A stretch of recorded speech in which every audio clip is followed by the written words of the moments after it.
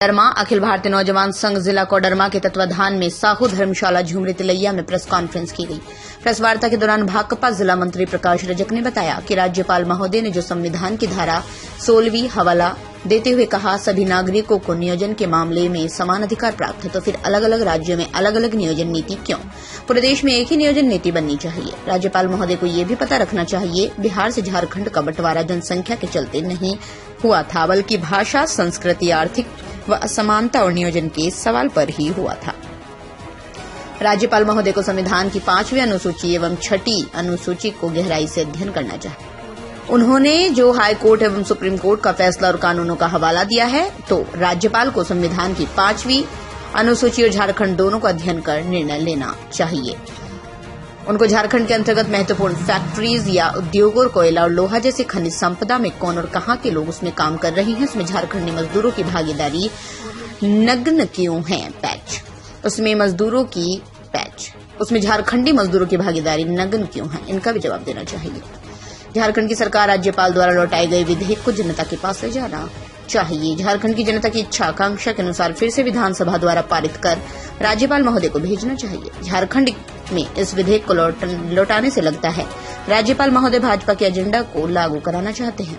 आखिर राज्यों का निर्माण जो होता है वो सरकार में राज्य की जनता की भागीदारी, राज्य की जनता के अनुरूप सरकार फैसला नहीं ले सकती, तो राज्य का अलग निर्माण होने का मतलब क्या रहेगा?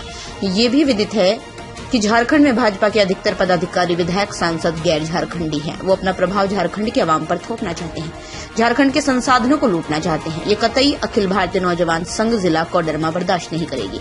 जरूरत पड़े तो सड़क पर उतरकर आंदोलन चलाया जाएगा। प्रेस वार्ता में अखिल भारतीय नौजवान संघ के जिला अध्यक्ष रंजन कुमार रजक, जिला सचिव कयूमुद्दीन, भाकपा अंचल मंत्री रामेश्वर यादव और भिकन यादव, बजरंगी दास, मोहन रविदास मुख्य रूप से मौजूद थे। कोडरमा से इंद्रदेव कुमार राम की रिपोर्ट।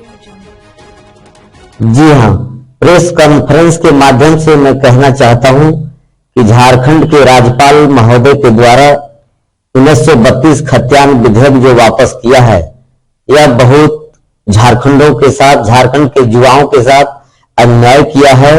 और मैं कहना चाहता हूं कि विधानसभा से झारखंड मुक्ति मोर्चा गठबंधन की सरकार ने पास करके राज्यपाल महोदय के यहाँ भेजा गया था, जो उसको विधेयक वापस कर दिया गया है। और 1932 खतियान पूरे लंबे समय से मांग किया गया था और झारखंड में 1932 खतियान की बहुत आवश्यकता है। और यहाँ जो है झारखंड के राज्यपाल महोदय भाजपा के एजेंडा को लागू करना चाहता है, भाजपा के इशारे पे चलना चाहता है। हम लोग इसका विरोध करते हैं और झारखंड सरकार से पुनः मांग करते हैं कि विधानसभा में पुनः पारित करके और फिर से राज्यपाल के यहाँ भेजा जाए। और यदि ऐसा नहीं किया गया तो हम लोग नौजवान संघ कोडरमा जिला नहीं पूरे झारखंड में हम लोग 1932 खतियान लागू करने को लेकर के बड़ा आंदोलन तेज करेंगे। हम लोग विरोध इसलिए कर रहे हैं कि झारखंड सरकार के द्वारा 1932 के खतियान को विधानसभा में पारित किया गया, लेकिन झारखंड के राज्यपाल के द्वारा बीजेपी के सरकार और बीजेपी के केंद्रीय सरकार के द्वारा दबाव में झारखंड के जो 1932 खतियान जो था उसको इन्होंने रद्द करने का काम किया। और नियोजन नीति को भी झारखंड के राज्यपाल के द्वारा रद्द किया गया। हम लोग झारखंड के नौजवान और अखिल भारतीय नौजवान संघ के द्वारा हम लोग इसका विरोध करते हैं और हम कहना चाहते हैं कि झारखंड सरकार के द्वारा पुनः इस विधेयक को लागू करे और झारखंड के राज्यपाल को इसको करने का काम करें, नहीं तो हम लोग नौजवान संघ के द्वारा सड़क से लेकर सदन तक आंदोलन करेंगे।